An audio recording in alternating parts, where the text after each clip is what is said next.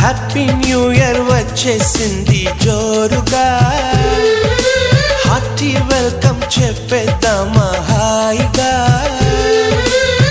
కొత్త కొత్త ఊహల్లో తెలిపోటియా, మనసులోని ఆశల్ని పంచుకో బ్రదర్. గుండెలోని భావాలు గుప్పుమన్న ఈ వేళ, కదిలల్లే కాలపు కన్నెకి టాటా చెప్పుదామా. జనవరితో అడుగులు వేస్తూ ముందుకి పోదామా.